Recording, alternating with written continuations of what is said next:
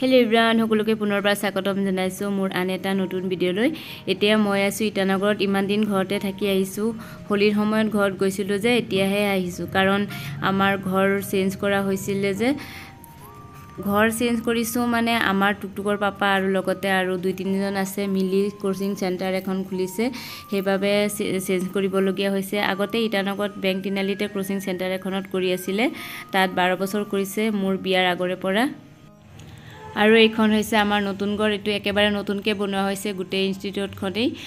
আৰু বস্তুবোৰ খেলিমেলি হৈ আছে ঠিক কৰা হোৱাই নাই ভালকে আৰু সেকেন্ড ফ্লোৰত আছে ক্লাছৰুম আৰু থাৰ্ড ফ্লোৰত আছে মানে গাৰ্লছ হোস্টেল আৰু বয়েজ হোস্টেলখন বেলেগ এখন বিল্ডিংত আছে আজি মানে ওপেনিংৰ কাৰণে অফিসত পূজা কৰা হ'ব সৰস্বতী আৰু গণেশ পূজা একেলগে কৰা হ'ব মই আৰু লগৰ বাইদেউ এগৰাকী আছে দুইজনে মিলি পূজাৰ যোগাৰ কৰি দি থৈ আহিছো বাইদেউ গৰাকীৰ হাজবেন্ড কেমিষ্ট্ৰিৰ হয় আৰু টুকটুকৰ পাপা মেথছৰ দেখি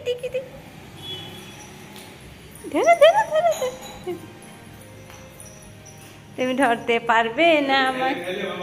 বাবা কি খায় দেখো তো আৰু এতিয়া যাও বলক ওপৰলে পূজা কৰি আহু ৰুমখন তলা মাৰি লৈছো ব্ৰাহ্মণ আহি গৈছে পূজা কৰাবলৈ আৰু আমাৰ ৰুমৰ কাহতে কেমিষ্ট্ৰি টিচাৰ আৰু ফেমিলি এইখন ৰুমতে থাকে আৰু হেতু সাইডটো এয়া কাম চলি আছে ক্লাছৰুম আছে হিফালে এটা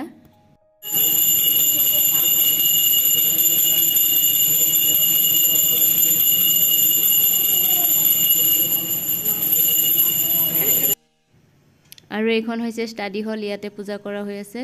এবাৰ ভালকে দেখাই দিছো